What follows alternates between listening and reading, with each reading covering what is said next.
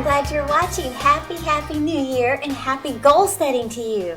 You know, I love to talk to you about pursuing your dreams and your goals, and don't let this just be a time to set New Year's resolutions. Let's set New Year's goals for your life that you really plan to achieve. You know, I want to talk to you about how to prepare to be promoted. This is a success principle that I'm going to share with you this whole month that I believe will prepare you for promotion. And what I mean by that is God promoting you to the next thing He has for you. You're going to think it sounds really simple, and it is, but it's profound. You know, years ago, when my parents had no money, they're believing God for food on the table, driving a car with like 200,000 miles on it, had no money at all. My mom learned a profound lesson that absolutely changed the course of her life. Put her on a course that helped her to become more successful and more blessed than ever. And it was simply this, 3 words: finish your laundry. That was it. Finish your laundry. Now, let me just tell you, back then, this is years ago when I was a little girl, my mom said that when they were going through this time in their lives of having no money, driving an old car, living in an old house that they said was just about to be condemned, my mom said that she was wearing cut-down maternity dresses. She said that whenever she got into this habit of doing the laundry, she'd wash the clothes, dry the clothes, put them all in a big pile and throw them on the bed, on the guest room bed. She'd leave them in the guest bedroom all week, 2 weeks, however long, just leave it there. And if she needed anything, she'd go in the guest room, pull out the top she needed, pull out the towels she needed, and wear it or do whatever. But she said that's how she did her laundry. One day, while she's in there pulling something out of the pile, she just heard this, it was the Lord, she may not have known it was the Lord, telling her, finish your laundry. Finish your laundry. And she thought, what's the big deal about finishing my laundry? But the Lord began to teach her to take care of what you've got and finish what you start. Your laundry isn't finished just because you wash it and dry it and throw it in a big pile. He taught her to actually take the towels, fold them up, and now go put them away. Go put the towels away. Then you have finished what you started. Now this principle, it sounds pretty simple and pretty basic, but it comes straight from the Word of God. Listen to Matthew 25:21. It says, you have been faithful with a few things, I will put you in charge of many things. Another translation says, because you were loyal with small things, I'll let you care for much greater things. Now that's exactly what happened in my mom's life. As she began practicing the habit of finishing what she started and taking care of what she had, then God began to bless her with better. He even taught her, you take care of those old maternity dresses. You iron them and hang them up, and when you do put them on, you wear them with dignity. Take care of what you've got. Finish what you start. And you know, the same principle is true with us. You could be believing God for a new car, but the one you've got, maybe it's an old junky car and the linings ripped out of the roof, and you got, French fries all stuck in the seats and straw wrappers tucked in little places, and it's dirty, hadn't been washed since 2008, and you're just driving that car around believing God for a new one. Well, I want to tell you, this is a principle from the Word of God.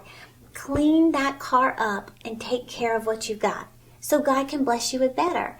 Empty out all the trash, wash those seats off, vacuum up that floor, go get the car washed, do something, but take care of what you got and show God that you're going to honor Him with the small things so He can bless you with the bigger things. You know, finishing what you start is a success principle that can take you so much further in life. You know, I don't know if maybe you're the type who gets excited about projects, you get excited about things, but then you lose enthusiasm and somewhere along the way you just quit. Like maybe, for example, you bought Rosetta Stone and you decided, I'm going to parler français. And maybe you spent $450 on Rosetta Stone. You practiced it for 2 weeks, going to work, on your way home. You practiced your French, but then you got tired of it, you quit. And 9 months have gone by and all you can say is, où sont les toilettes? Where are the toilets? Or maybe you went to a scrapbooking party and you spent like $250 on the 12 by 12 album and all the cute stencil and the cutouts, and maybe you were excited and it took you 3 days to do 1 page, so you quit doing the scrapbooking. Or maybe you started Zumba class and you felt like a fool the first time you did it. You felt kind of, goofy out there dancing with everybody. But then you caught on to it and you liked it, so you signed up for the 12-month membership at the gym, went for 2 months, and now you don't even want to hear the word Zumba. I don't know, but whatever it is, finish what you start. Maybe you started writing a book and you've written 2 chapters and half of the third. Go back and finish what you start. Not only that, but get the clutter in your life cleaned up. You know, the things I just mentioned, they may not be physical clutter, but they're mental clutter. And mental clutter is anything that's taking up space in your mind that's left unfinished. Anything taking up space in your mind that is left unfinished, that produces clutter. And I want you to know clutter blocks success. Clutter blocks success. So not only do we need to finish what we start and take care of what we got, but learn to clean up the clutter in our lives. Now I want to read something to you that I read recently from Jennifer Ford Berry, and it's about the cost of clutter. Listen to this. It says that clutter causes you to feel overwhelmed and depressed. Clutter robs you of energy. It steals 50% of your storage space. It makes life harder. You have to look longer, travel further, and dig deeper to find what you're looking for. Clutter takes longer to clean. Clutter costs you money because if you can't find what you're looking for, then you'll go buy a replacement like AA batteries or something. Clutter makes it harder to think straight. It affects how you feel about yourself. You may be self-conscious or feel guilty about your clutter. Clutter can affect your relationships. If you feel ashamed of your cluttered house, you may not invite friends or family over. Clutter takes away the peace and the beauty of a home. You know, they said the average individual wastes over $3,000 a year on disorganization. That's a ton of money. So, this whole month, I'm going to talk to you about getting organized. But for now, finish what you start. Practice, just one thing at a time. I always tell people, too, when you're talking about cleaning up a room, start with one room. Don't look at all the messes in your house and do a little bit in every room. No, start with one room. Focus on that one room until you feel good about it, till it brings you peace. And I like to tell people this. Set your alarm.